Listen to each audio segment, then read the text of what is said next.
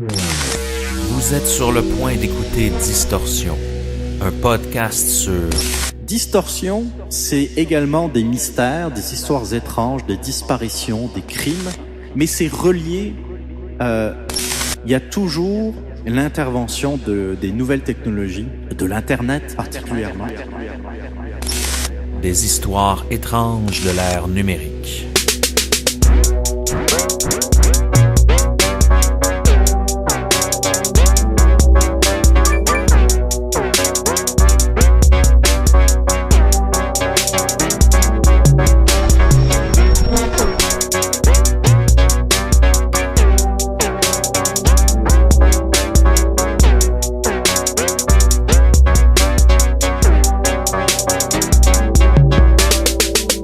Un an et 28 épisodes plus tard, il est temps de revenir sur nos histoires passées.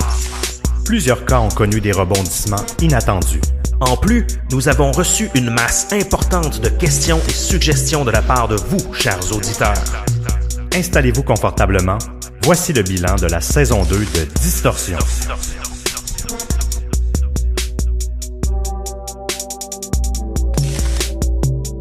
Bonsoir Émile Gauthier, comment ça va? Ça va très bien, Sébastien Lévesque, parce que ce soir, c'est toujours un moment spécial. Oui. C'est un épisode bilan. Donc, on est entre deux saisons. Notre saison 2 qui s'est terminée en décembre et notre saison 3 qui s'en vient le début mars. Donc, restez à l'affût. Mais c'est toujours le fun de prendre le temps entre deux saisons, de revenir sur ce qui s'est passé parce qu'il y a eu plein de rebondissements dans des histoires qu'on a couvertes. Oui, exactement. Puis en même temps, ça nous permet aussi de s'ouvrir à vous et de répondre à vos questions et de faire un peu un suivi sur tous ces cas-là qui... On les surveille toujours un peu. Moi, j'ai toujours l'habitude de toujours un peu surveiller tous les cas qu'on a déjà traités parce que je suis curieux de savoir s'il va pas avoir des nouveaux éléments dans les dossiers qui pourraient vous intéresser, chers auditeurs. Puis en plus, on a eu plein de questions. Il y a des gens qui nous ont suggéré aussi des sujets. On a fait un petit sondage aussi auprès de la communauté, aux gens qui nous ont rejoints sur le groupe de discussion sur Facebook. Et puis, c'est le fun de prendre le temps un peu, pour nous, c'est une façon un peu de discuter avec vous puis de revenir sur des sujets qui vous passionnent, mais aussi de répondre à vos questions puis en dire un petit peu plus sur nous-mêmes. Sur nous.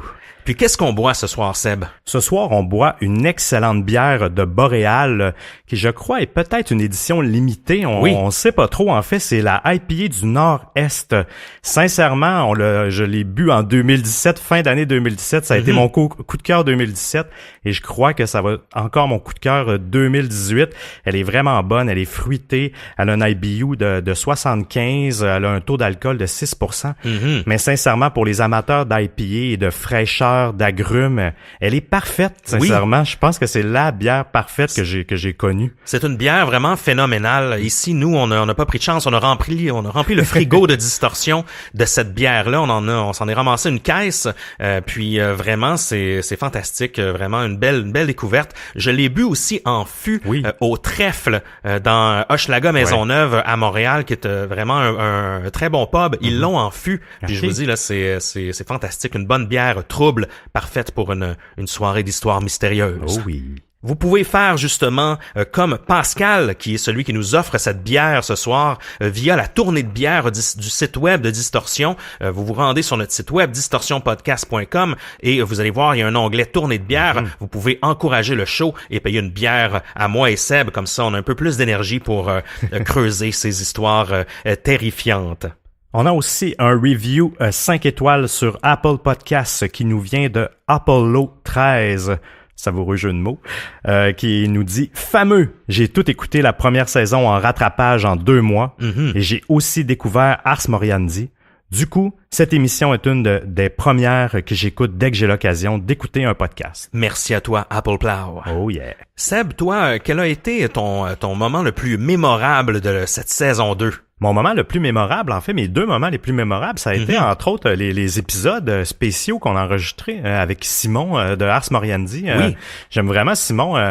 Je veux dire, on le connaît un peu personnellement, mais j'ai vraiment aimé ça, la dynamique ensemble. Ça nous changeait aussi de notre routine à 2. Ça nous ajoutait quelqu'un. On est un peu comme un vieux couple. Hein, ben oui, exactement. Donc, faut raviver la flamme parfois. Exactement. Et Simon était très bon pour raviver la flamme entre moi et Émile. C'est les moments que j'ai appréciés particulièrement. J'ai aussi apprécié. C'est un moment mémorable en fait. C'est les mentions que certains médias ont pu faire de nous de Distorsion et un peu toutes les références ou le bouche à oreille qui s'est fait sur notre podcast. C'est sûr que quand on fait un podcast, on s'attend toujours à ce que le plus de monde, on veut toujours que le plus de monde possible écoute, mais est-ce que je pouvais m'attendre à autant de bouche à oreille et de rayonnement si rapidement, en particulier dans la saison 2?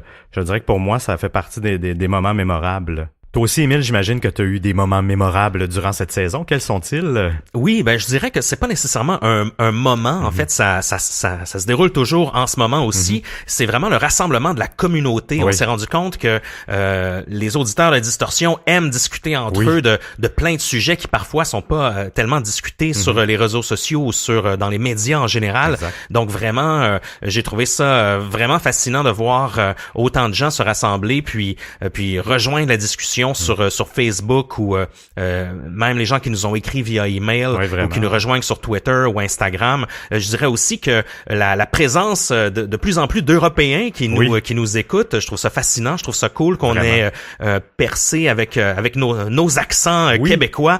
Et puis, en fait, sans vouloir trop scooper, on a des collaborations de prévues avec des podcasteurs français. Il y a des très bons podcasts qui se font en France, là, pour ne pas les nommer rapidement, là, pour pas trop les mettre sur le spotlight.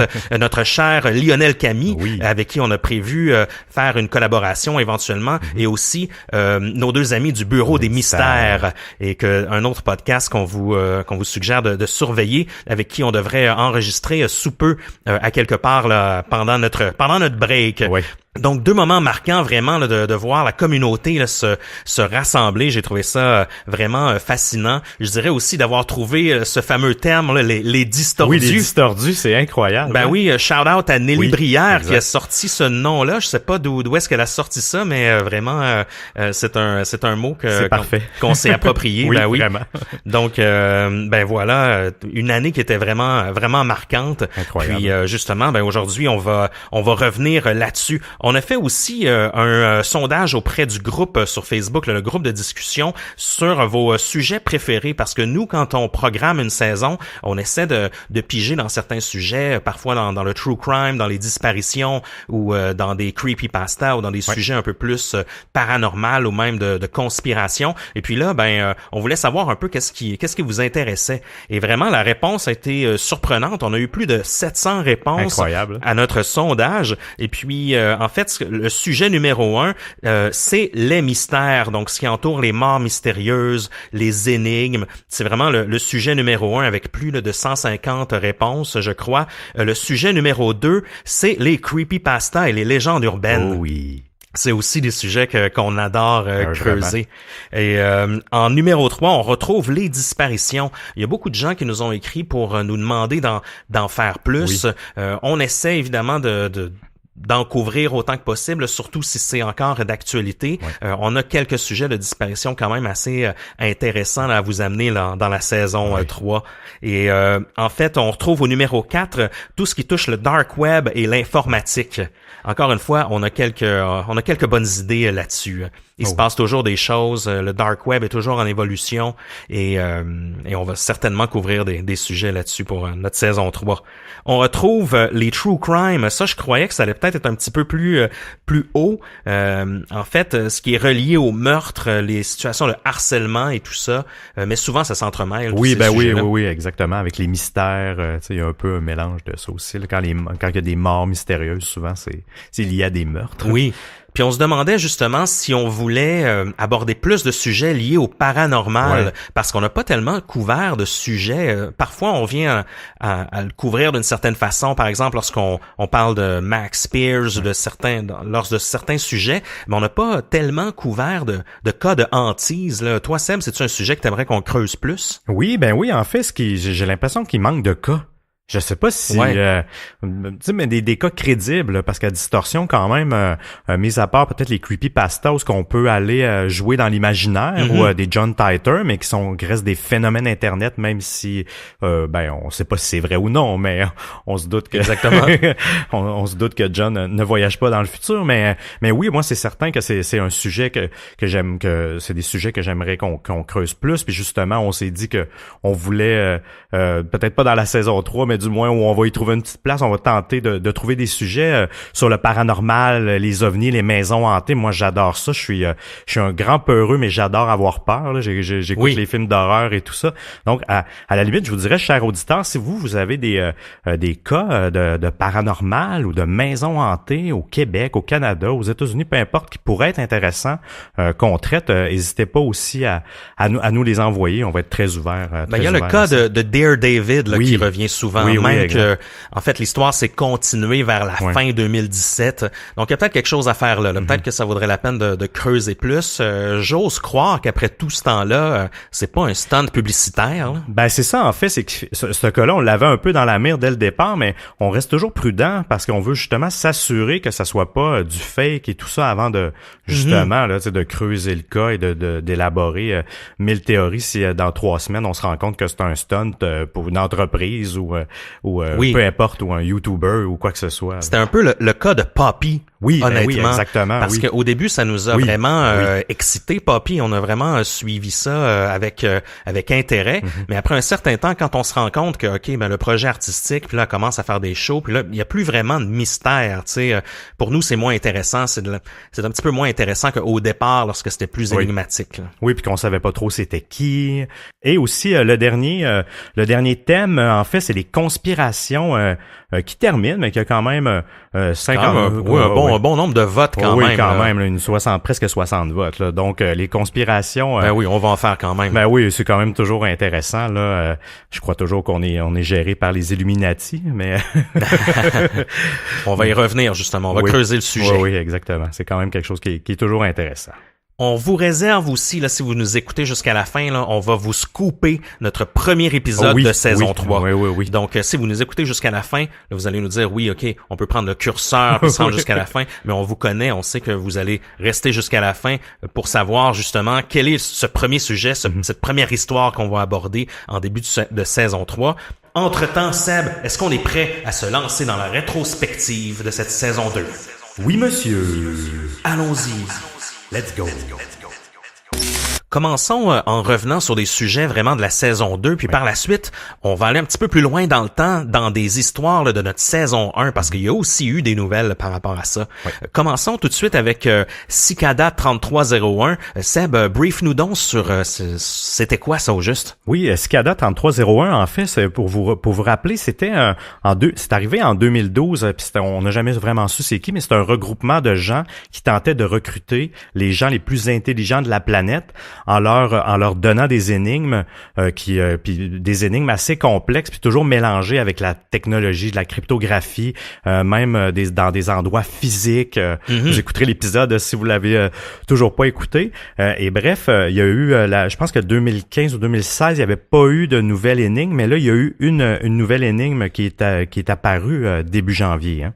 Oui, en fait l'histoire derrière Cicada, à chaque début d'année, généralement, à chaque début janvier, il y a un nouvel indice qui est posté. Généralement, c'est une image qui est postée sur 4chan ou sur Reddit ou à des endroits comme ça. Puis, en analysant le code source de l'image, les métadonnées ont réussi à dépister d'autres énigmes, d'autres puzzles qui vont même parfois aller jusque la connaissance des beaux-arts et de la poésie, de la littérature, tout en exploitant aussi certains certaines connaissances informatiques. Et puis là, cette année, début janvier, en fait, 2018, c'est une image qui a été postée sur 4chan, sur le forum 4chan. Et encore une fois, il y avait un puzzle à découvrir qui pointe vers une œuvre de William Blake. Derrière cette image-là, il y a encore des codes qui sont situés dans le code source. Puis ça mène à un site de type Onion, mais apparemment que ça tourne en boucle tout ça, là, que ça nous ramène par la suite au sujet sur 4chan.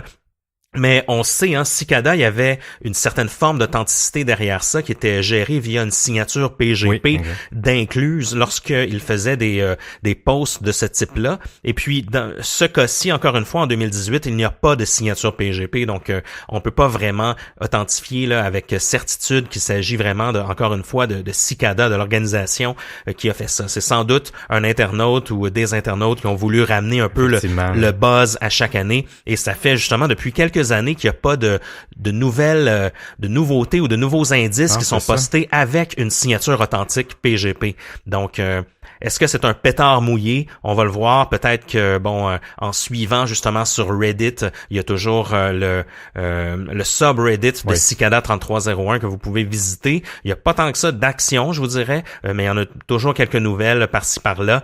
Mais les gens attendent avec impatience. Ben oui, on attend une nouvelle énigme, en fait. Oui. Exactement. Les internautes là sont vraiment assoiffés d'énigmes, et puis ils en veulent plus. Mais là, j'ai l'impression que c'est plus d'autres internautes qui jouent avec ce trip-là, avec le phénomène.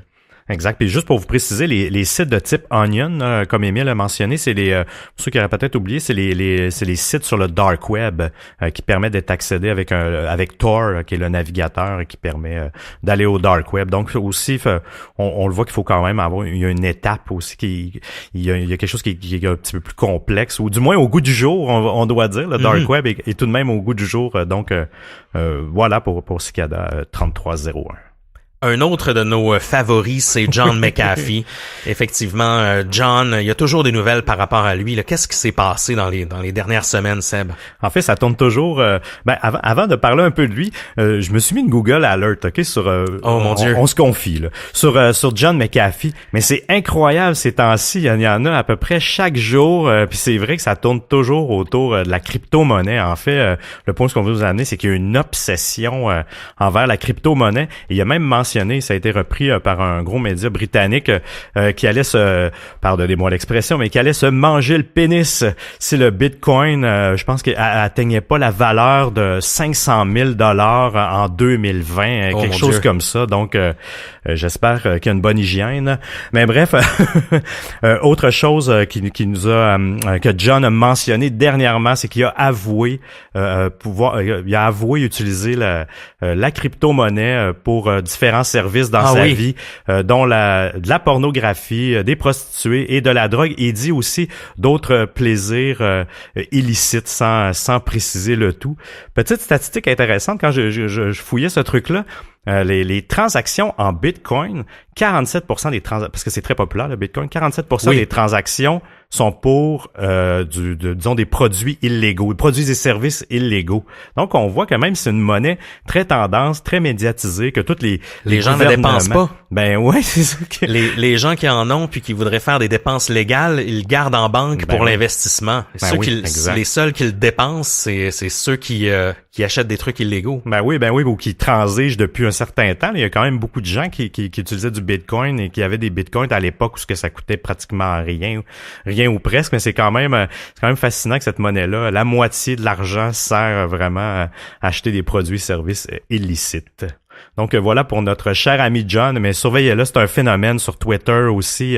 C'est quelqu'un de savoureux à lire tout le temps. Mais toujours pas de poursuite en vue pour John McAfee, parce qu'on se rappellera, on rit là de ses fourbes et de ses maladresses sur les réseaux sociaux, puis de son humour. J'avoue que c'est un personnage savoureux, mais il y a peut-être une mort ou même plus sur la conscience là. Donc John, il est pas clean à 100%.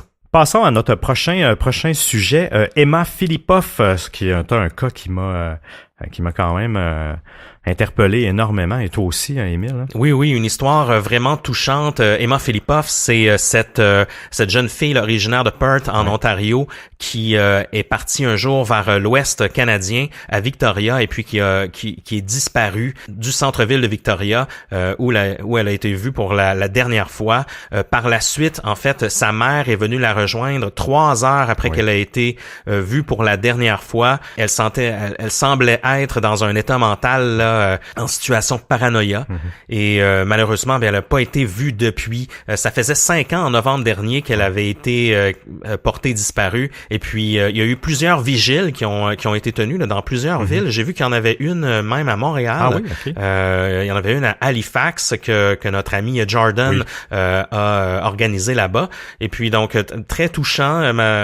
En fait, toujours pas de nouvelles, théoriquement, là, sur Emma Filippoff.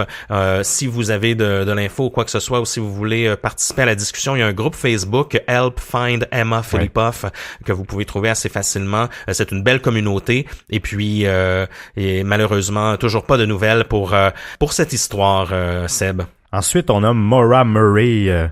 C'est que c'est 2 théories qu'on n'avait pas eu le temps du moins qu'on n'a pas pris le temps de vous parler lors du podcast, en fait, par rapport à sa disparition, pour vous rappeler Maura Murray. Oui, Maura, c'est une des histoires qui a été le plus médiatisée dans les dernières années. C'est cette étudiante là, de l'Université du Massachusetts qui est disparue elle aussi. C'est encore une histoire de disparition. Ça a été vraiment un épisode qui a été très populaire, celui-là. On le comprend parce qu'il y a tellement d'énigmes autour de cette histoire-là. C'est phénoménal. On se rappelle, elle est partie de l'Université du Massachusetts où elle avait un appartement. Elle a tout pacté ses trucs dans son appart, et puis elle est partie en voiture en direction du New Hampshire, dans les montagnes, en plein hiver. Elle a en fait un accident de voiture sur la route dans la région de Haverhill, au New Hampshire. Et puis, en fait, elle a été aperçue par un chauffeur d'autobus. Et puis, 15 minutes plus tard, les policiers se rendaient sur les lieux de l'accident et elle avait disparu. Elle n'a été jamais revue depuis. Il y a des gens qui l'auraient vue à plusieurs endroits, même au Québec. La théorie du Québec, même, j'en ai réentendu parler dans un autre article un peu plus tard. Toujours pas de nouvelles de Maura Murray après tout ce temps. Deux théories là, que même les auditeurs nous en ont parlé, qu'on a un petit peu moins parlé dans notre épisode parce que c'est un gros sujet, hein, Maura Murray. Il y a eu une série documentaire qui a été produite pour couvrir ça. Il y a un podcast qui est entièrement dédié à l'histoire. Donc, pour nous, en 1 heure, on a été très sélectifs sur nos sujets. Mais il y a aussi des théories qu'on a eu peu de temps d'aborder. Puis tu me diras, Seb, qu'est-ce que t'en penses? Il y a celui de celle qu'on appelle le tandem driver, le chauffeur, le deuxième chauffeur, en fait.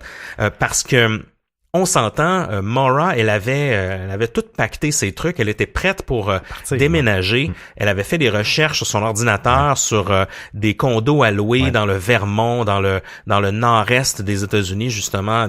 Elle était déjà allée même faire de la randonnée dans cette région-là. Et puis elle était allée au guichet, elle avait acheté de l'alcool, donc elle était prête pour partir pour un bon bout. Ce qui suppose la théorie du deuxième chauffeur, c'est que peut-être que Maura serait partie avec quelqu'un d'autre, ou peut-être qu'elle aurait rencontré quelqu'un en chemin, parce que moi je crois pas tellement en fait à la théorie de l'enlèvement sur les lieux de l'accident. Ouais, moi aussi je trouve ça trop parce que dans un délai de presque 10-12 minutes, Maura, qui était quand même très athlétique là, elle était allée à West Point, donc elle avait fait l'école militaire, elle était quand même grande, en forme, tout ça. Je pense pas qu'elle se serait fait enlever par n'importe qui. C'est pas un enfant. T'sais. Et je veux dire, un enlèvement qui arriverait dans ce laps de temps tellement court. Puis personne n'aurait rien vu. Il y a eu quand même plusieurs témoins.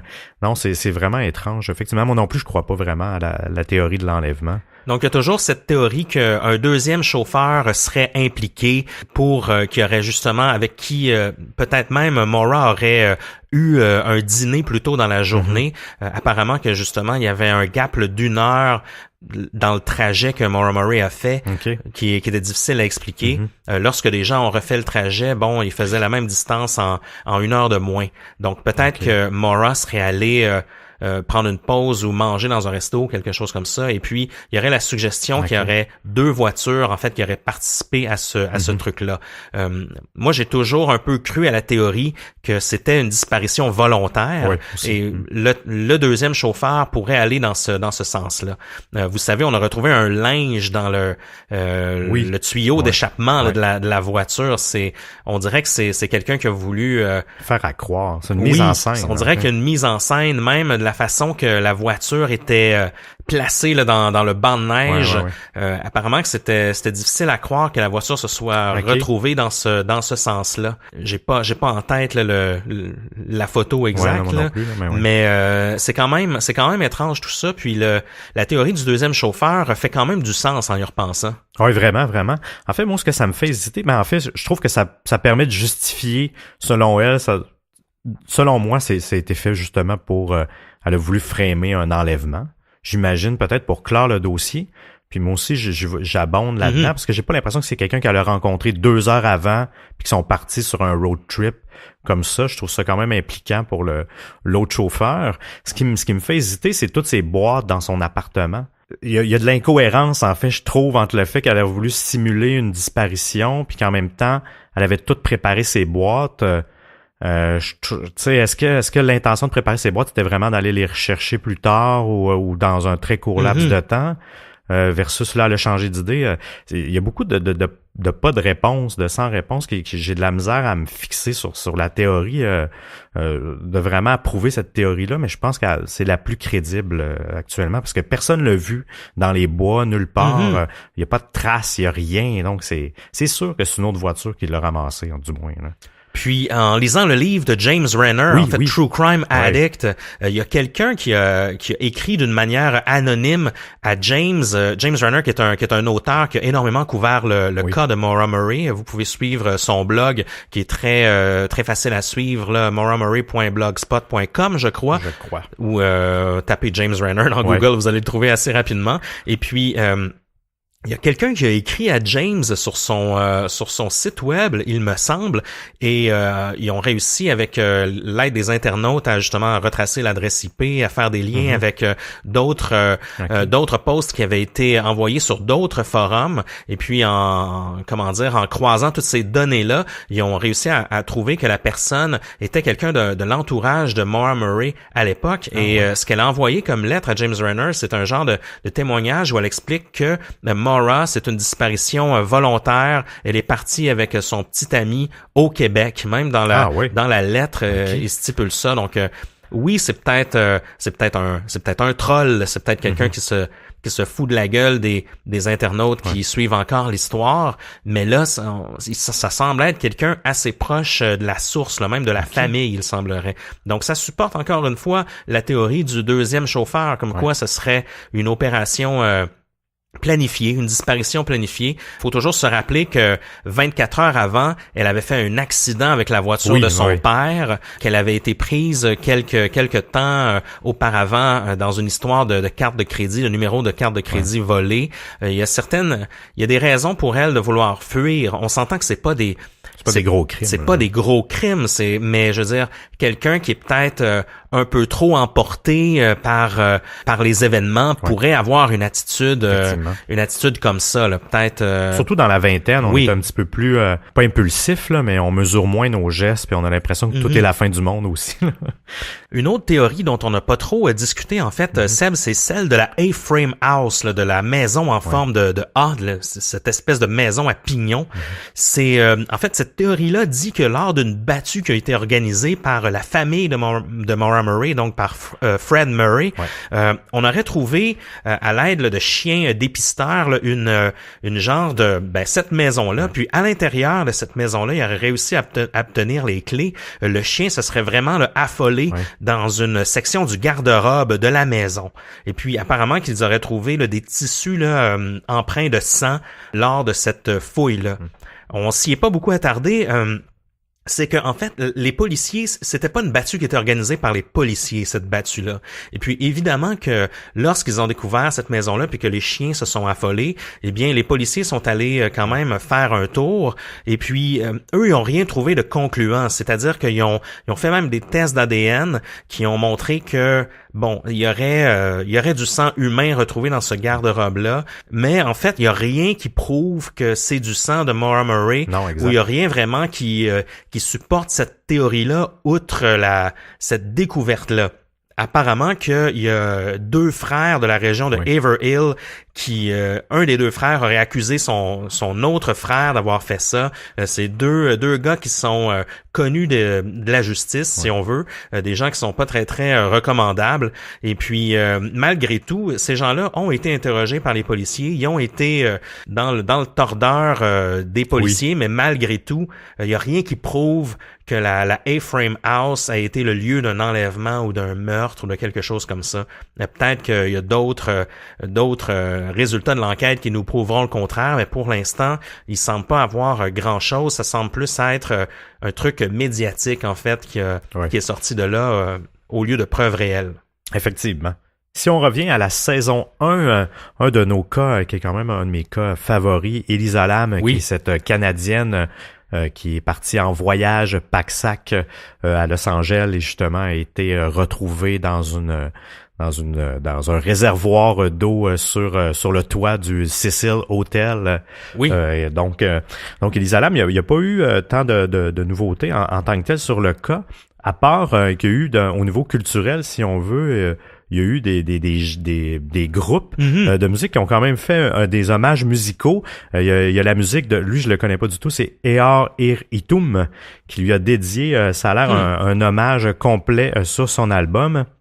Et il y a aussi en 2017 le chanteur Mark Kozelek du groupe Sun Kill Moon.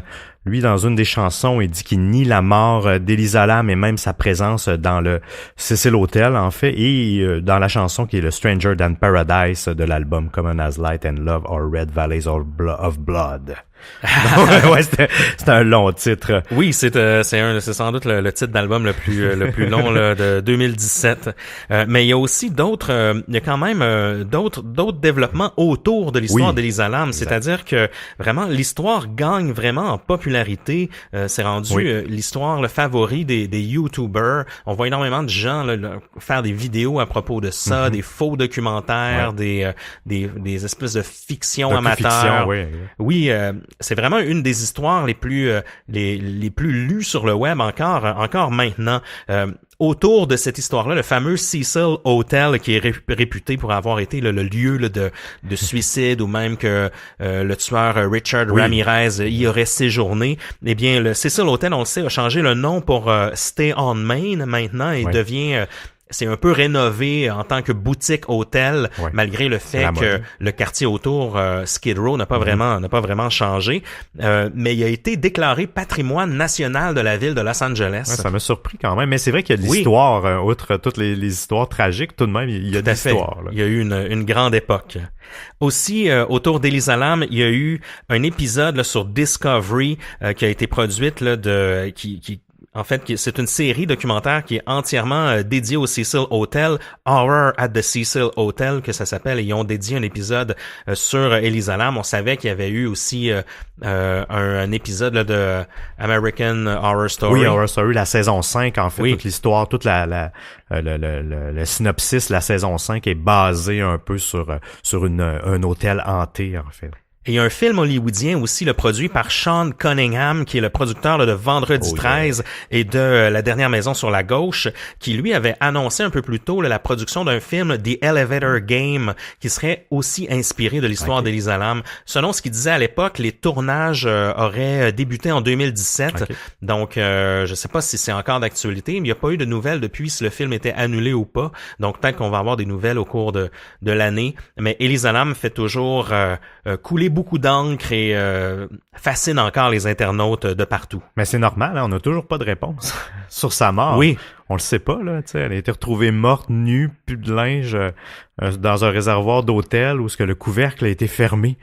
C'est vraiment étrange. Avec une vidéo d'ascenseur assez troublante, qui a été éditée par les policiers. Moi, ça je comprends toujours pas pourquoi. Donc, il y a plein de mystères, puis je sais même pas si un jour on va finir par avoir une réponse. Il y a quelqu'un qui sait la vérité à quelque part, là, tu sais, ça... Il y a toujours quelqu'un qui sait la vérité. Bref. Amanda Todd, Qu'est-ce qu'on a de nouveau là-dessus, Seb? Oui, Amanda Todd, qui est un peu le symbole de la cyber-intimidation. Juste pour vous rappeler rapidement, c'était une Canadienne, encore une fois, qui s'est suicidée à l'adolescence. Je pense qu'elle avait 13 ans environ, parce qu'elle avait été victime de cappers, donc des gens qui prennent des captures d'écran de jeunes adolescentes qui montrent leur poitrine sur les chatrooms, les stream rooms, les trucs comme ça. Et elle a été énormément intimidée là, donc et elle s'est suicidée. Et justement, pour souligner son anniversaire, étrangement, l'anniversaire de sa mort coïncide avec la journée mondiale de la santé mentale qui est chaque 10 octobre. Et sa mère, depuis l'an passé, a décidé en fait de créer cette journée-là, de plutôt s'allier à la journée mondiale de la santé mentale, parce qu'un suicide, on s'entend, même si elle a vécu beaucoup de choses graves, qu'on peut comprendre son acte, ça reste un trouble mental, quand on décide de suicider. Bref, ça s'appelle Éclairer le monde en violet, Light Up for Purple, et justement même à certains endroits dans le monde, il y a eu des édifices qui ont été illuminés le 10 octobre dernier en mauve pour souligner la mort d'Amanda Todd. Petite mention aussi pour vous rappeler que au moins le coupable qui a qui l'a intimidé le plus, si on veut, a quand même été condamné à 11 ans de prison en mars de 2017. Donc au moins il y a eu un coupable en arrière de tout ça. Ça ramènera pas Amanda, mais ça l'a quand même voyons un peu le côté positif des choses, là, puis même ses parents le disent, là, au moins sa mort a amené un petit peu plus de conscientisation sur la cyber-intimidation là, par rapport aux parents et cette surveillance-là, qui est un peu nouveau, hein. Les parents, des fois, tu sais pas trop, la vie, ça va vite, t'es un peu naïf, tu sais pas ce qu'ils font toujours derrière leur ordinateur, donc au moins ça l'a amené ça. Puis aussi, je crois que ça a conscientisé les médias traditionnels à tout ce qui touche au phénomène des cappers, puis à ce genre de crimes commis en ligne qui n'étaient pas nécessairement connus du public. Donc l'histoire d'Amanda Todd, je crois, va avoir éveillé un peu là, les forces judiciaires, mais aussi le public sur ce genre de crimes-là qui touche énormément la jeunesse, là, spécialement en ligne. Effectivement. Et même pour vous rappeler, l'homme qui a été reconnu coupable, il est en attente d'un procès au Canada. En fait, lui, il a été condamné en Hollande, mais donc il va être aussi poursuivi au Canada. On s'est toujours demandé comment ils vont gérer la prison entre les deux pays. Bon, bref, à suivre. Une histoire qui a passionné un peu tout le monde et que vraiment va continuer de passionner encore le plus grand public, je dirais, c'est le Slender Man. On se rappellera de cet épisode-là dans la saison 1. Le Slender Man, c'est un creepypasta, si on veut, une créature créée sur Internet, mais qui a quand même eu des effets dans la vraie vie, c'est-à-dire que deux jeunes filles ont tenté d'assassiner leur meilleure amie, des jeunes filles âgées de 12-13 ans. Ils ont poignardé là, à plus de 18 reprises une de leurs meilleures amies dans le but de satisfaire le Slenderman, dans le but d'éviter des conséquences de ce personnage fictif qui les habite là, dans les rêves. Là. Donc, il y a un peu de schizophrénie, je crois, là-dedans, du côté d'une des... c'est Morgan, je crois. Oui, exactement. Une des deux jeunes filles là, qui a poignardé. Heureusement, la victime s'en est sortie. Elle est en santé. Oui, elle va bien maintenant. Ouais. Et malgré tout, le Slenderman continue de fasciner les gens. C'est le creepypasta le plus populaire et il va même avoir un film hollywoodien créé là-dessus. C'est produit par Sony Entertainment. C'est intitulé le Slenderman, évidemment. Et c'est réalisé par Sylvain White, que je ne connaissais pas, mais Sylvain White, c'est un réalisateur français qui aurait réalisé, entre autres, La Marque des Anges avec Depardieu et Joe Star. Donc, c'est quand même un bon réalisateur. J'ai hâte de voir qu'est-ce que ça va donner. En voyant le trailer, ça nous a pas tant que ça donné envie. Non, on n'est pas trop convaincus, mais vous allez entendre parler du Slenderman encore dans la prochaine année, c'est sûr. Ouais, effectivement. Même le père de la victime, en fait, lui, il était contre la sortie du film.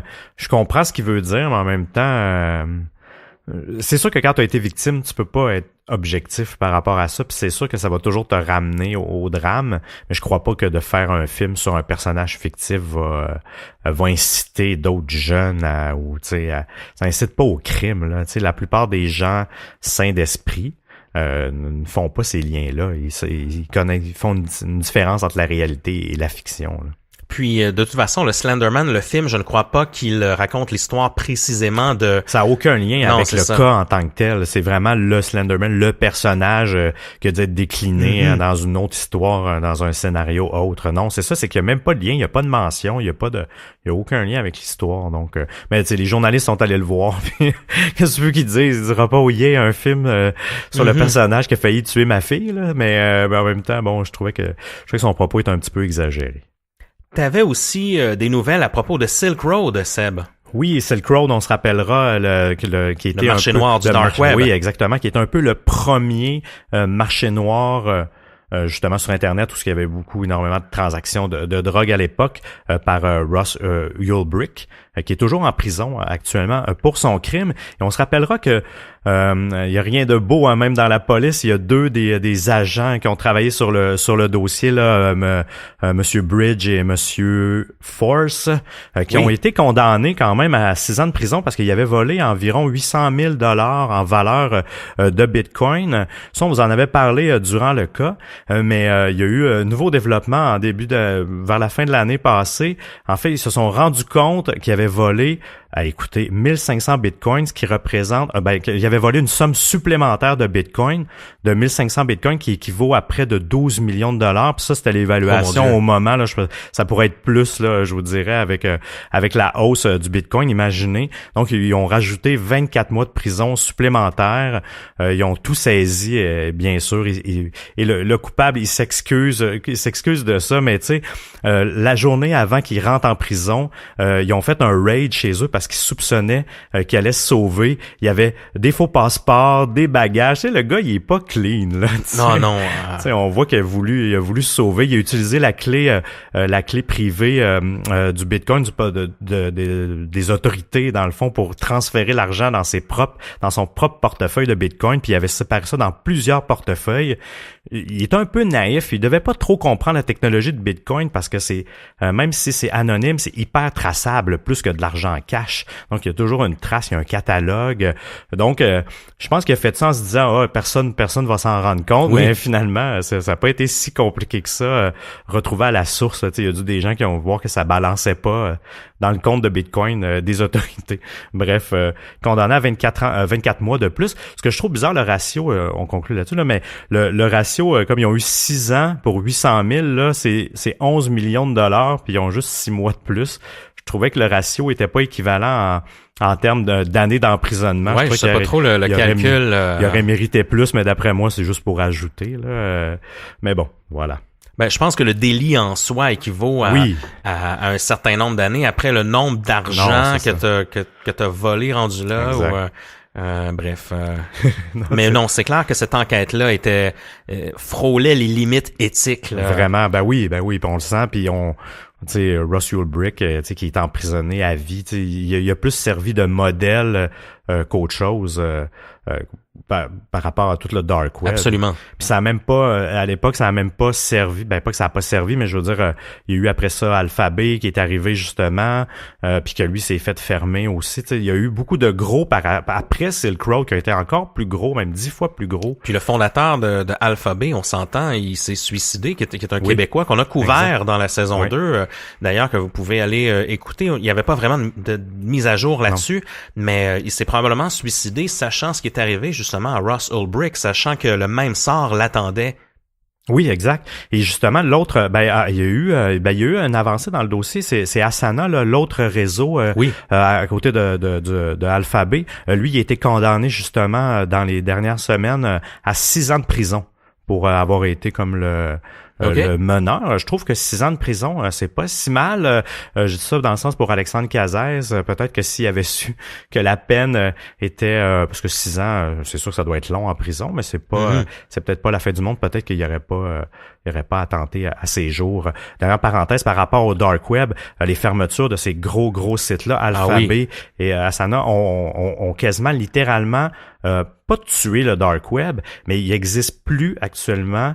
Je vous dis ça sous toute réserve, sous mes connaissances, mais il existe de moins en moins de gros sites qui permet de faire des transactions parce que la police surveille tout. Moi, je lis beaucoup sur le dark web, puis il y a des arrestations continuellement. Ce n'est plus un champ libre, sans autorité pour faire des transactions. Ah non, illicites. pas du tout. On vous déconseille d'aller là-dessus, sérieux. C'est pas un endroit qui est recommandable parce que, comme tu le dis, c'est énormément surveillé. C'est plus que jamais. Il y a encore des sites qui opèrent. Je sais que Valhalla est encore en opération, mais outre ça, il y en a toujours un peu. Je pense qu'il y en a certains Français qui fonctionnent bien. La France a quand même une bonne présence sur le dark web, mais je vous conseille pas du tout là, de vous rendre là-dessus. Là. Vraiment pas.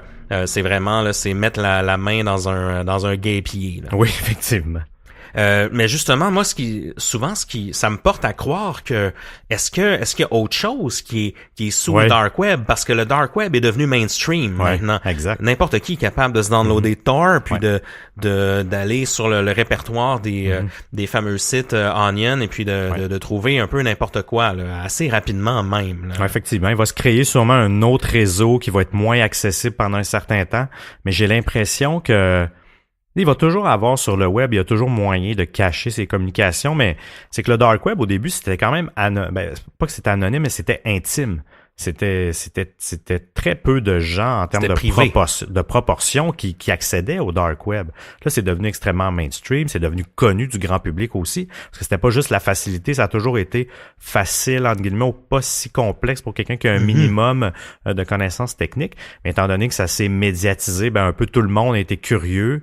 Les gens peut-être qui voulaient se consommer, pas consommer, mais s'acheter de la drogue, ils se disent au lieu de, je vais peut-être essayer par là, les bitcoins et tout ça. Donc j'ai l'impression qu'il existera peut-être plus j'ai l'impression qu'on revivra peut-être pas, le monde criminel revivra peut-être pas un genre d'Eldorado des produits illicites sur un dark web aussi facilement qu'avant. Il va toujours en avoir, là. Il y a toujours de la drogue partout et ça empêchera pas ça, mais j'ai ce feeling-là.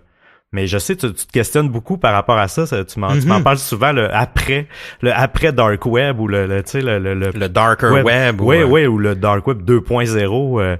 Donc mais c'est vrai, c'est une question que j'ai de la misère aussi à répondre, sincèrement. Parce qu'il y a plein de théories aussi, mais là on tombe un peu dans la conspiration de couches de web en dessous. Je sais pas si tu te rappelles, là, mais on en avait décortiqué quelques-unes, il me semble, mais on peut même se rendre, là, selon certaines théories, à un certain web là, qui est seulement rejoignable via des ordinateurs quantiques là, et tout ça. Là. Donc des trucs un peu ésotériques, mais il y a rien qui est sorti de ça, outre. À chaque fois qu'on lit là-dessus, c'est toujours les mêmes théories, même les mêmes mots. On a l'impression que c'est un copier-coller d'une source à l'autre. Donc, pour moi, il y a pas vraiment d'histoire à faire autour de ça. Non, effectivement.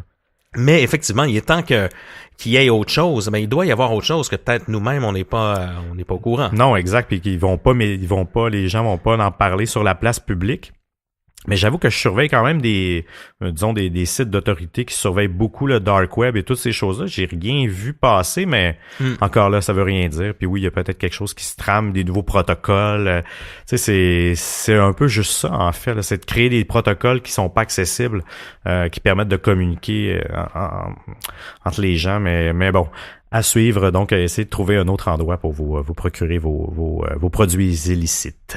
Prochain cas, le Luca Rocco Magnotta, qui est un peu une histoire qui nous a fait un peu sourire. Vous savez, Luca Rocco Magnotta, il a presque plus besoin de présentation. Ce Montréalais, ou en tout cas du moins Canadien, mais qui a fait son crime à Montréal, là, qui avait dépecé un étudiant d'origine asiatique à Montréal, qui a eu toutes sortes d'histoires. Là, reconnu à l'international comme le dépeceur de Montréal. Oui, exactement.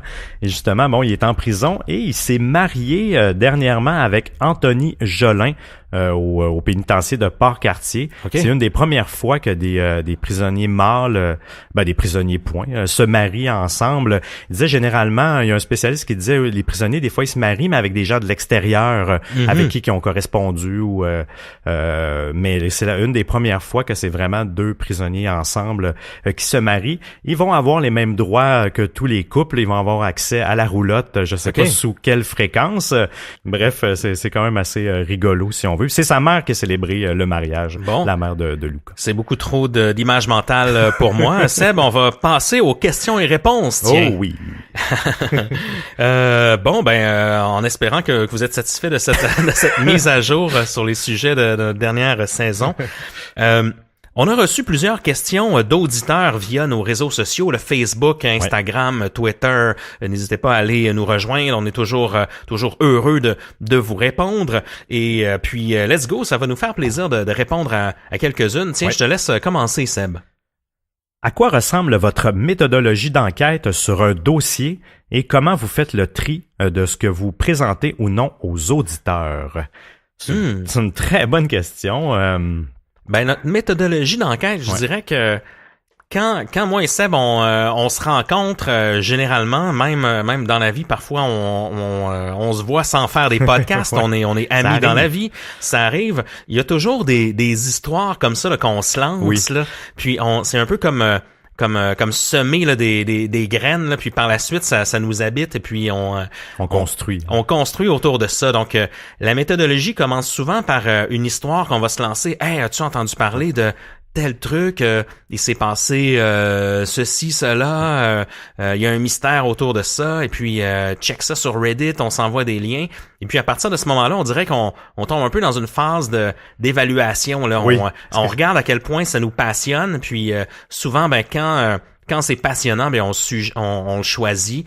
Quand ça tombe à plat à certains moments dans l'histoire ou qu'il y a pas assez de mystère, ça arrive, oui, ou parfois on se dit il y a pas on n'a pas vraiment de sujet autour de ça pour en discuter pendant 1 heure parce que c'est un peu notre format.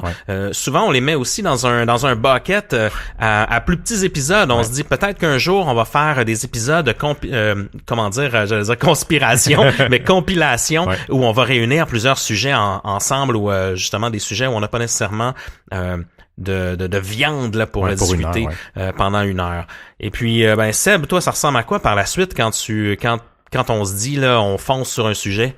Ben là, on creuse, en fait. Là, c'est là qu'on fait de la cueillette d'informations. On fouille le web, on fouille YouTube, on écoute tout documentaire, toute information possible qu'on est capable de consommer dans le temps qu'on a aussi, hein, parce que généralement des fois ça se fait vite aussi quand on a une idée, on a un trou dans la cédule, on se prend 1 semaine ou 2, pouf, on ramasse l'émission. Donc en fait on prend toute l'information, on la met dans un document qu'on partage ensemble. On met beaucoup au début avant de structurer tout ça pour faire une histoire avec vous, faire un épisode, on amasse vraiment le max d'infos. Puis après ça on restructure un peu tout ça, on trie, on nettoie, puis on vous balance ça, au micro. Donc c'est un peu notre méthodologie. Quand on a aussi, dans certains cas, ça arrive pas tout le temps, là, mais il y a certains cas, les cas plus québécois ou du moins canadiens, qu'on peut avoir un contact aussi avec quelqu'un, comme Maura Murray, Emma Filipov. On a eu certains contacts avec des gens qui ont gravité autour de ces cas-là. Là, ça aussi, on essaie aussi d'aller chercher des gens qui peuvent nous aider aussi à faire avancer les enquêtes, ou du moins avoir du contenu absolument pour nos épisodes.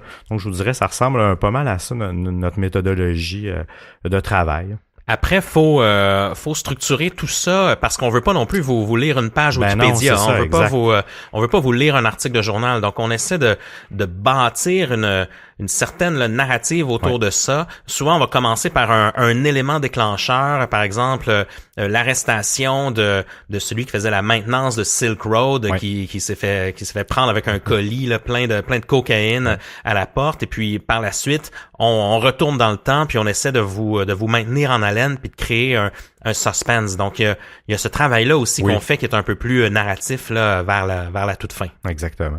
Autre question, quel logiciel prenez-vous pour le recording, donc l'enregistrement et le matériel physique? Donc ça, c'est plus ta partie, Émile. Oui, en fait, on vous dévoilera pas tous nos secrets. Mais au niveau logiciel, en fait, moi, je fais de la musique électronique. J'en ai fait longtemps là, un peu professionnellement même. Donc, j'enregistre Distorsion dans Ableton Live, donc qui est vraiment un logiciel de musique électronique. C'est pas le logiciel nécessairement que je vous conseille en démarrant si vous voulez faire un podcast, parce que c'est vraiment complexe quand même. C'est construit autour de justement des différents VST, si vous me suivez là, dans le langage là, des plugins et justement les modules qui viennent se greffer sur le logiciel. C'est plus un logiciel de composition, mais il y a quand même une fonction multitrack qu'on appelle, où on voit vraiment sa forme d'onde puis on peut l'éditer, qui marche très bien. Donc moi, je suis resté dans mes pantoufles de musique électronique, parce que Ableton me permet de faire cet enregistrement là quand même de bonne qualité. Je vous conseillerais, si vous voulez faire des podcasts, d'aller plus vers un multitrack conventionnel là, peut-être sur PC. Il y a Adobe Audition qui existe, qui est super bon. Sur Mac, il y a Logic qui existe. Il y a Cubase, autres qui sont vraiment très chers, mais justement Logic, je pense qui est pas trop cher, donc vous pouvez vous procurer ça. Au niveau du gear physique, eh bien, je n'aimerais pas tout ce qu'on utilise, mais en fait, c'est assez basique. On utilise des micros à condensateur qui sont quand même de bonne qualité. Le tout, ça passe dans une console avec des bons préampes. Souvent, c'est là-dessus que je reviens. Pour avoir un bon son de voix, ça prend des bons préampes. Ça rentre dans une carte sonore. La console rentre dans la carte de son, et puis tout ça, c'est dans un MacBook Pro justement qui est sur Ableton Live. Et puis j'utilise aussi la suite Isotope pour le mastering, donc c'est vraiment un truc qui se greffe à Ableton Live, dans lequel tous les modules pour égaliser le son, pour normaliser le son, pour faire en sorte que ça sonne bien, que ce soit à un bon niveau sonore pour iTunes et tous ces diffuseurs là. Donc c'est un peu ça qui résume le truc. C'est pas une tonne d'équipement. Il s'agit d'investir aux bons endroits pour avoir un bon son. On prétend pas non plus avoir le meilleur son au monde, mais on a un kit. En fait, on a des micros de voix. Donc, j'ai fait de la musique électronique, mais j'ai enregistré des groupes aussi de musique. Donc, on est dans des micros qui servent pour enregistrer de la voix. Simon Predge, quand il nous rejoint, en fait, lui, est avec un micro de drum. Donc, oui, c'est vrai. Il nous parle dans un micro qui est fait pour enregistrer la batterie. Donc, vous voyez peut-être pas la différence, mais ce qui est un micro à condensateur aussi. Donc, voilà, on utilise de l'équipement que j'ai depuis un bon bout de temps, mais qui est de bonne qualité. Une autre question ici, on nous demande quelles sont vos pages Reddit préférées ou autres contenus à suivre pour s'informer sur les mystères de l'ère numérique. C'est une bonne question, ça, Seb, hein? Oui, effectivement. Écoute, il y a beaucoup. Commençons par Reddit. Le thread Unsolved Mysteries qui est... Ouais, c'est Unresolved. Unresolved, oui, pardon. Mysteries, oui. Plus précisément, ouais. Donc lui, c'est un de mes channels préférés. Puis selon les c'est une belle communauté en fait. Vraiment, j'adore ça, aller là pour ça. Mais sinon, en tant que tel, sur Reddit, c'est beaucoup le truc que je consulte, mais je consulte Reddit en général. Tu sais, moi leur slogan c'est the homepage of the internet, mais c'est un peu la même chose pour moi. Tu sais, je vais là, puis il y a un peu de tout sur Reddit. Si vous êtes jamais allé, là, c'est REDDIT. Donc parce que des fois quand on le dit, ça peut être plus difficile. Reddit. Mais c'est vraiment le fun. Si vous êtes curieux, il y a des en fait, c'est un des médias web les plus populaires dans le monde actuellement. Totalement. Ils ont une audience incroyable. À un moment donné, on disait que Facebook avait un peu tué les forums de discussion, ce qui est pas faux, mais Reddit a recréé les forums de discussion, mais c'est concentré tout sur Reddit au lieu d'être un peu éparpillé sur le web. Et je vous dis, il y a de tout là, sur tous les sujets, autant techniques que de vos passions, etc. C'est une source, une mine incroyable.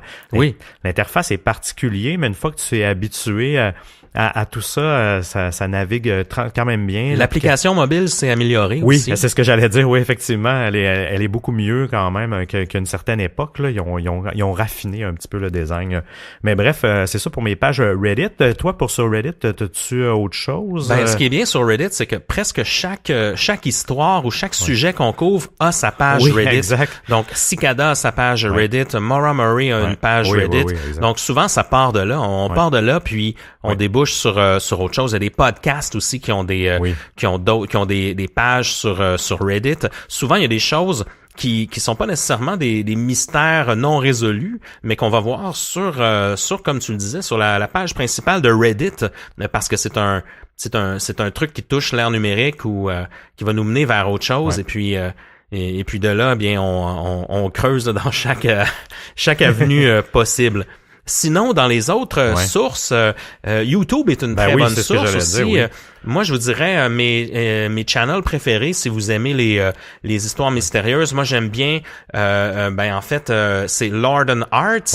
Ouais. Son channel, c'est John Lorden, en fait, qui est sur YouTube, qui est très fort pour expliquer des histoires simplement mystérieuses, très simplement, avec beaucoup d'objectivité.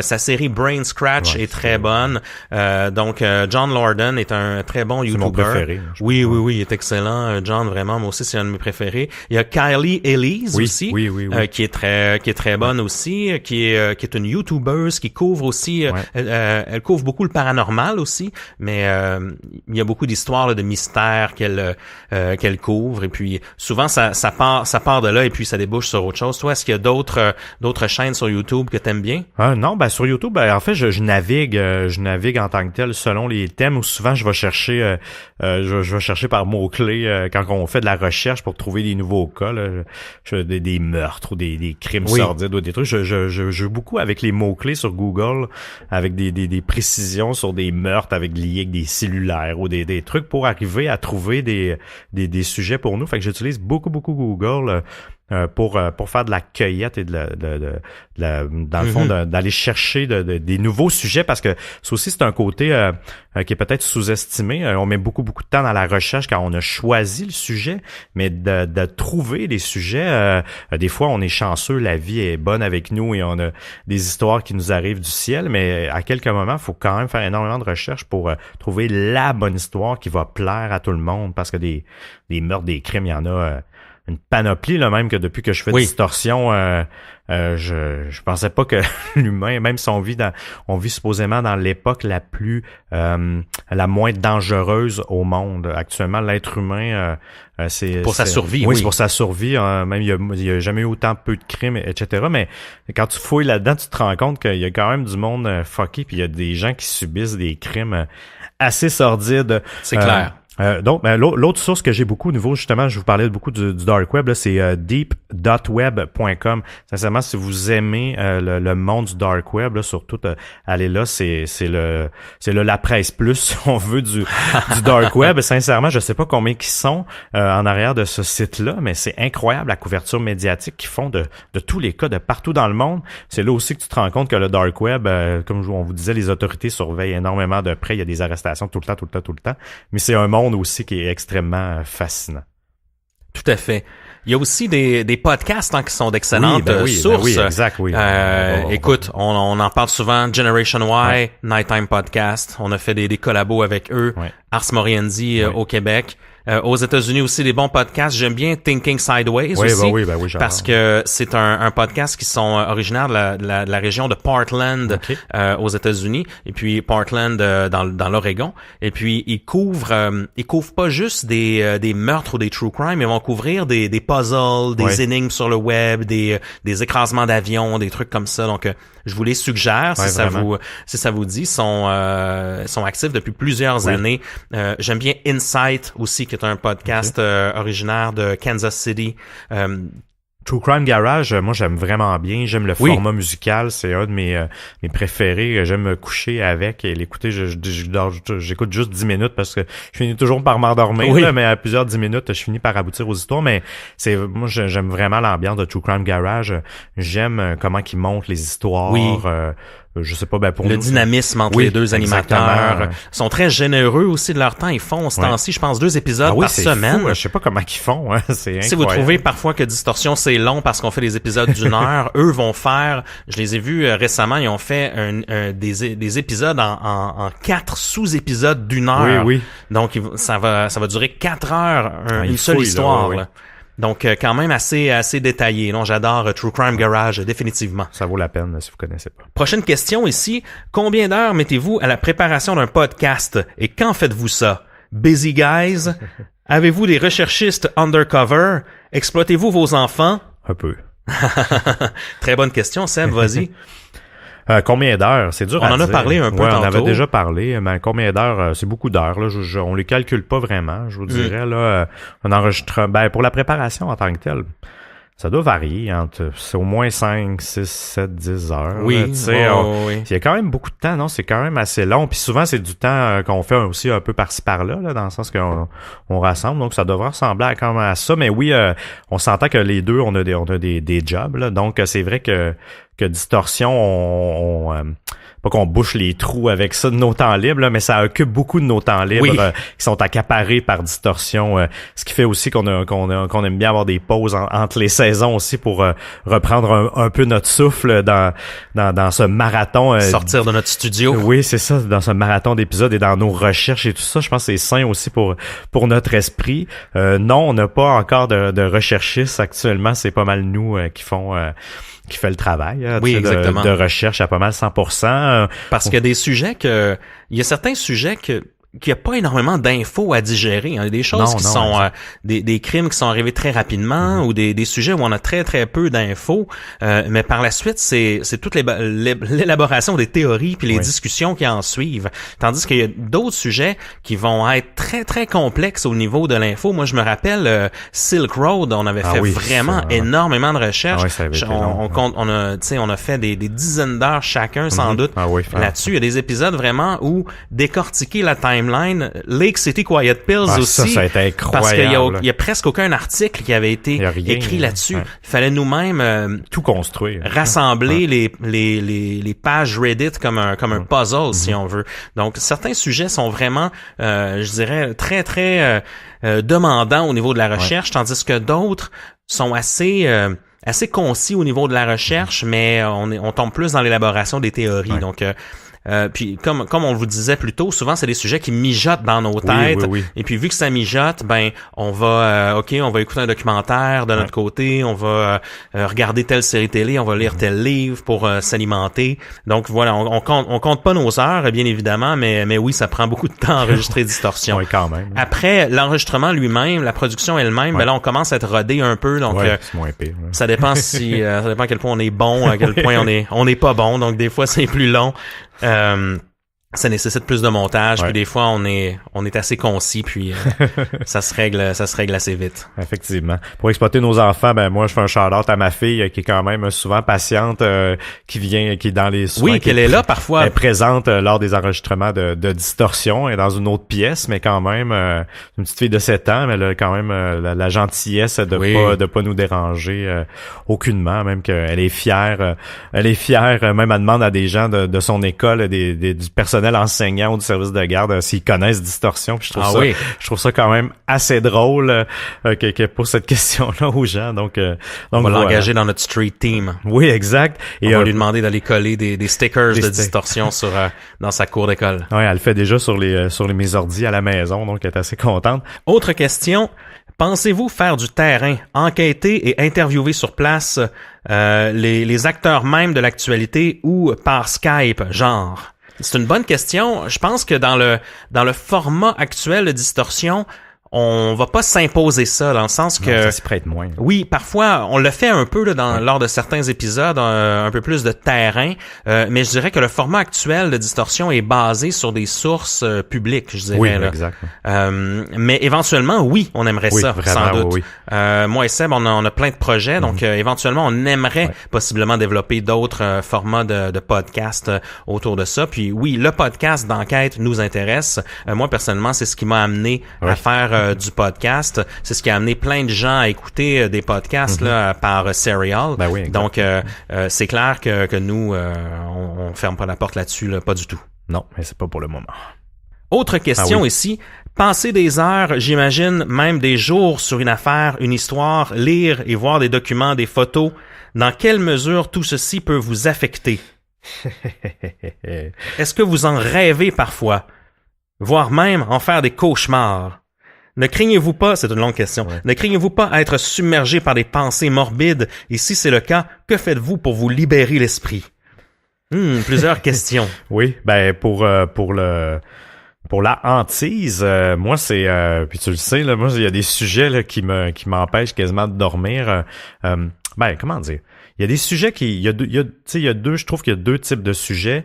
Quand c'est des trucs comme, ça a l'air banal, là, mais l'effet Mandela, moi, ça m'a chaviré sur toutes mes théories de la vie puis des univers parallèles, puis ça me chamboulait, mais je trouvais ça amusant. C'était quelque chose qui me prenait l'esprit beaucoup, puis qui me faisait beaucoup réfléchir, mais c'était pas une mauvaise insomnie, si on veut. Non. Mais c'est c'est vrai que quand on tombe dans des crimes plus graves et tout ça, je parle pour moi, tu nous en parleras après, mais ça m'empêche pas de dormir, en fait. Puis je fais pas de cauchemar par rapport à ça.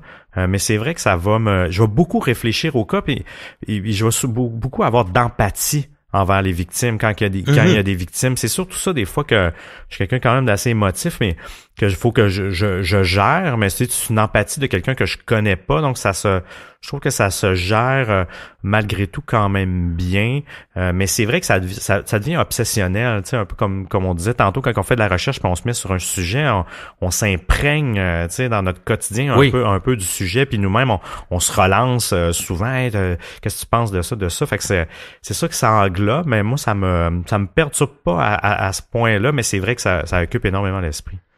Oui, moi aussi, ça va m'occuper l'esprit, je dirais, au niveau de, un peu comme une chasse au trésor. Tu sais, tu veux connaître ce qu'il y a au bout. Et puis, souvent, moi et Seb, lorsqu'on prépare un épisode, on va pas le rusher. Vous allez voir qu'il y a même des sujets qu'on va aborder dans la saison 3 qu'on a en tête depuis la saison 1, mais on veut juste attendre le bon moment de savoir, d'avoir une vision éclairée sur le sujet, puis d'avoir fait le tour de toutes les théories. Donc là-dessus, c'est clair qu'il y a toujours des sujets qui me reste en tête. Je dirais que Maura Murray, on a fait un épisode dessus, ça me reste encore en tête. Emma Filipov aussi, étant donné qu'on a même été en contact avec des gens de l'entourage d'Emma. Donc, lorsqu'on est dans le monde réel, c'est là que je trouve que c'est le plus touchant, mais c'est là aussi qu'on sent qu'on peut peut-être être utile d'une certaine façon. Ouais, exact. Mais ça se gère bien, là, je veux dire, on n'est pas en psychose, mais moi je deviens un peu plus j'ai pas peur de subir de crimes, mais j'ai un peu plus peur qu'avant, puis on dirait qu'on en pas qu'on les côtoie, mais on lit tellement d'histoires que c'est vrai que des fois ça devient un peu dérangeant, je vous dirais. Quand je fais beaucoup de recherches pour des nouveaux cas, c'est à ce moment-là qu'on fouille plein d'histoires. J'avoue que des fois je me couche puis je peux avoir la nausée, hein, sincèrement. Le cas de King Proctor, entre autres, là, elle qui a été vraiment assassinée d'une manière dégueulasse, là. Il y a des cas comme ça me donne la nausée, une vraie nausée physique quand j'y pense. Ça, c'est un des symptômes que je peux avoir quand on fait de la préparation de certains cas, là. Ben oui, puis aussi Amanda Todd, lorsque ça touche des jeunes, moi ça me chavire. Au niveau même de la perception de la justice, je dirais que le cas de Silk Road et de Ross Ulbricht m'a particulièrement ébranlé. Il y a des sujets comme ça où ça te fait perdre le foi en la justice et que c'est vraiment troublant. Donc ça perturbe d'une autre façon, je pense. Effectivement. Ben oui, ça perturbe notre regard face à la société. Oui. Puis c'est comment je pourrais dire, l'égalité de la justice qui est bonne pour tous. Non, effectivement, ça remet beaucoup de choses en question. Puis c'est là qu'on se rend compte que notre système est zéro parfait, là, au niveau des peines, au niveau de tout ça. Autre question, si vous avez la possibilité de connaître la vérité absolue, tous les détails de A à Z et les explications sur un seul des sujets que vous avez abordés, oh mon Dieu, ça serait lequel? Ça, c'est une excellente question. Je trouve ça vraiment bien. Ben, je vais y aller, tiens. Ben oui, vas-y. Moi, je dirais que ce serait Max Spears. Oh, ça, c'est bon. Vous vous rappelez, Max Spears, c'est ce conspirationniste qui prétend avoir fait des voyages dans le temps, prétend même avoir fait des voyages d'une dimension à l'autre, qui a été retrouvé mort vraiment étrangement en Pologne quelques jours avant de donner une conférence. Vraiment mystérieux, je vous encourage à aller réécouter l'épisode, c'est dans notre saison 1. Je choisirais Max Spears parce que si on sait tout, ben écoutez, il y a tellement d'éléments mystérieux autour de Max Spears que de savoir la vérité là-dessus, ben on réglerait le cas des Illuminati, oui, c'est ça, on réglerait le cas des reptiliens, le cas des voyages interdimensionnels, du voyage dans le temps, même le voyage Pizzagate, je pense. Oui, même le Pizzagate qui était énormément passionné par cette histoire-là. Donc je choisirais Max Spears là pour faire d'une balle deux coups. Non, c'est un très bon cas parce qu'ils ont toujours pas de réponse. En fait, ils n'auront jamais la réponse parce que quand ils ont ramené le corps en Angleterre, en fait, il était dans un état impossible de savoir la vraie raison de sa mort. De mon côté, je pense que c'est Maura Murray en fait qui est le cas que j'aimerais avoir la réponse à tout ça parce que je suis convaincu qu'elle vit encore au Québec peut-être. Oui, c'est ça, exact. C'est tellement mystérieux cette disparition là. C'est plus mystérieux qu'Emma Filipov, je trouve. Parce que Emma Filipov est en crise, tu sais, ça a pu mal, malgré que ça aussi, j'aimerais vraiment avoir la réponse, mais c'est Maura Murray, s'il faut en choisir qu'un seul, voilà. T'es pas le seul, je pense, Seb. Autre question ici, et très intéressante celle-là, dans les 2 dernières saisons, quelles ont été vos découvertes de bières favorites proposées par vos commanditaires? Très bonne question, ça. Vas-y, Seb. Oui, ben moi, en fait, c'est celle d'aujourd'hui, la Boréale, la IPA Northeast. Ah oui. Sincèrement, c'est mon coup de cœur favori de toutes les bières qu'on a eues à l'émission. Et toi? Ben moi je dirais que j'ai particulièrement aimé là, la saison Duval de Oval qui était aussi fantastique. Là vous allez dire ouais regardez là, les deux prétentieux ils font juste choisir des bières édition limitée. Je vous dirais tiens en revanche que j'ai beaucoup aimé les bières de la brasserie La Fabrique de Matane qu'on a bu qui était vraiment délicieuse. J'ai beaucoup aimé aussi celle de l'Esprit de Clocher qu'on a bu récemment qui était vraiment extraordinaire. Toutes nos bières sont sur notre site web. En passant, vous pouvez aller les voir. Dans chacun des épisodes, en fait, sont écrits la bière de la semaine, donc avec un lien vers le site web en question. Donc, vous allez pouvoir avoir un peu d'infos là-dessus. Moi, je donnerais aussi une mention spéciale à la Castor, en fait, qui est une excellente bière. Là. Ils ont plusieurs variétés, là, donc qui est une bonne IPA. Alors, c'est de la Yakima ou la Yakima, oui. La Yakima, exactement, qui est un de mes coups de cœur aussi favoris. Absolument. Tout ça, ça se trouve là, dans votre dépanneur de bière, là, dans votre épicerie fine. Exactement, il y en a partout de ça. Exactement. Et tiens, on enchaîne ici. Très bonne question. Y a-t-il une histoire que vous avez refusé de traiter par son sujet trop dur ou son manque d'informations? Ben, le manque d'informations, il y en a plein. Ça sert à rien de les nommer. Ben, il y a Poppy, un peu comme on vous a dit, entre autres, là, qu'on pensait faire un épisode là-dessus. Sinon, il y a aussi, c'est drôle à dire là, mais Polybius au début, on n'était pas sûr d'avoir assez d'informations. Et finalement, à force de faire de la recherche, on s'est rendu compte qu'il y avait beaucoup de choses à dire. Il y avait du matériel. C'est la même chose de John Titer. Oui, ça aussi. Moi-même, j'étais un peu sur les freins à chaque fois parce qu'on se le faisait souvent suggérer. Puis, je sais pas, il y avait quelque chose qui me j'étais pas sûr, finalement, on n'était pas sûr en tant que tel, mais finalement, c'est un super cas, ça fait un super épisode, même si tout ça est fictif, c'était vraiment intéressant. Avez-vous l'intention d'avoir d'autres interviews avec des podcasteurs pour les saisons prochaines? Bien sûr. Ben oui, tout à fait. On en a 2 là, qu'on vous a parlé tout à l'heure, qu'on a soulevé. On n'a pas encore de date prévue, mais on en avait parlé d'ailleurs un petit peu plus tôt. Mais Lionel Camille, avec qui on a discuté quelques fois, et le Bureau des Mystères aussi, avec qui on enregistre là, très bientôt. Donc, on va faire une collaboration, sans doute un épisode sur leur channel à eux et un épisode sur notre channel. Et donc, ça va être comme un 2 pour 1.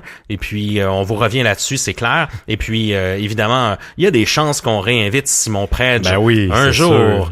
Et même d'autres podcasteurs québécois, bien évidemment. On va se garder des scoops aussi. oui. Et d'autres podcasteurs américains, sans doute, aussi, ou canadiens, anglais. On aime ne pas se barrer dans les langues à distorsion. Donc, oui, c'est clair qu'on va en faire d'autres. Question intéressante ici. Avez-vous considéré une version visuelle au podcast? Question piège. C'est dur à dire, hein? Ouais. Ben, c'est sûr que de se filmer pendant un peu comme le format sous-écoute là, de Mike Ward, que eux, leur podcast se décline autant en vidéo qu'en audio, ça se prête mieux parce qu'il n'y a pas de montage en tant que tel. Nous, je vous dirais que si on voudrait faire une version vidéo de ce qu'on fait actuellement, ça deviendrait compliqué parce qu'il faudrait monter aussi la vidéo en plus du montage audio. Fait que c'est pas une avenue qu'on veut nécessairement, pas une réplique exacte du podcast en vidéo. Non, c'est ça. On veut pas se filmer avec nos écouteurs dans le studio en vous parlant. Si on veut garder le format audio. Exact. Mais à savoir, si on veut faire une version visuelle de distorsion, ben tout est possible en fait. Puis c'est certain que c'est quelque chose qui nous intéresse aussi. Un peu comme on disait tantôt, nous on aime les enquêtes, on veut, on a plusieurs idées et projets en tête par rapport à ça, là, mais on n'a pas de plan précis actuellement, ou du moins que des choses qu'on peut seulement dévoiler. Mais c'est certain que c'est une optique qu'on a de faire de la vidéo avec distorsion, mais sous un format, une production vidéo. Adapté à la vidéo, oui, ça, exactement. Pas juste une déclinaison de la balado là, avec une caméra qui nous filme. Là. Ça, pour nous, on trouve que c'est pas nécessairement pertinent. C'est ce qui conclut la portion questions-réponses, Seb.